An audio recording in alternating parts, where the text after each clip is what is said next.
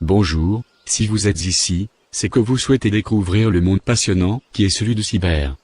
Pour commencer, nous allons voir les différentes définitions dans ce domaine. Pour faire simple, un hacker est un informaticien qui aime bidouiller les failles de sécurité, que ce soit d'un réseau, d'un serveur, d'une machine ou encore d'un OS. Peu importe, ce dernier adore les failles. Il va tester si l'équipe est fiable, si les mots de passe sont robustes ou pas, les serveurs sont-ils sécurisés, corriger en cas de problème, si des outils détectent une trace suspecte sur les serveurs. Que ce soit dans le but de nuire, d'espionner, de voler des informations, ou pour toute autre chose, le hacker essaiera de multiplier ses chances d'attaque en recherchant une vulnérabilité, qu'elle soit physique, logicielle, matérielle ou humaine. Un hacker n'attaquera jamais un réseau tête baissée, il fera le tour du réseau et des différents équipements pour découvrir les éventuels problèmes. Si un hacker découvre un problème dans le système, il se doit de prévenir le responsable, mais certains autres hackers en profiteront pour en prendre le contrôle. Avant tout, il faut savoir les différents types de hackers dans le monde, chaque attaquant a son chapeau.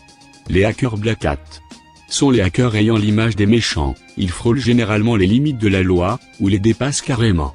Ils pénètrent par effraction dans les systèmes, dans des buts plutôt personnels ou financiers. Parmi ces hackers, il y a les crackers, qui ont une nette attirance pour ce côté obscur. Ils sont par exemple à l'origine des virus, de chevaux de Troie ou de logiciels espions. Nous pouvons aussi appeler ça du cyberterrorisme. Nous avons aussi les hackers Grey Hat.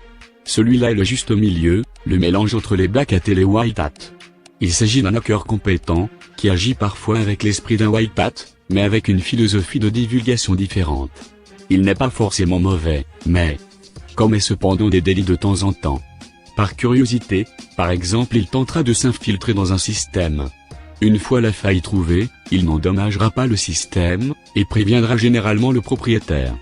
De plus, il préviendra également en même temps la communauté en divulguant la faille. Pour information, je me situe en tant que Grey Hat. Et pour finir, les White Hat.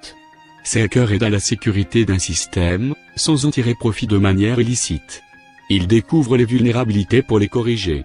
Celui-ci rendra généralement publiques les vulnérabilités. Nous pouvons le voir comme le gentil hacker, mais n'oublions pas que lui aussi peut être dans l'illégalité sans même le vouloir. Ensuite, nous avons les script kiddie. Ces individus récupèrent les exploits laissés par les White Hat sur les outils publics, et les exécutent sur des machines, sans aucune connaissance, dans le but de provoquer les peines volontaires, des mass-routes. Généralement, un script kiddie est un jeune adolescent pénétrant par effraction dans un système, après avoir vu ceci dans des livres ou sur Internet. Ce dernier ne connaît pas le hacking, il réalise cela par vantardise devant ses copains. Le script kiddie n'a pas de réelle connaissance, il ne fait que réutiliser des codes ou des programmes prêts à l'emploi, trouvés sur Internet. Cependant, ces derniers sont dangereux, malgré leur faible niveau, ils représentent une réelle menace, car les programmes qu'ils utilisent sont généralement efficaces. Nous avons aussi d'autres types de hackers comme les hackers universitaires. Bref, dimanche prochain, nous verrons comment manipuler une personne pour avoir quelques informations sur lui. Dites-vous que le monde du hacking est très vaste. Cette vidéo étant dans un but d'information, j'espère qu'elle vous a été utile. À bientôt dans de nouvelles vidéos pour devenir un vrai hacker. Merci.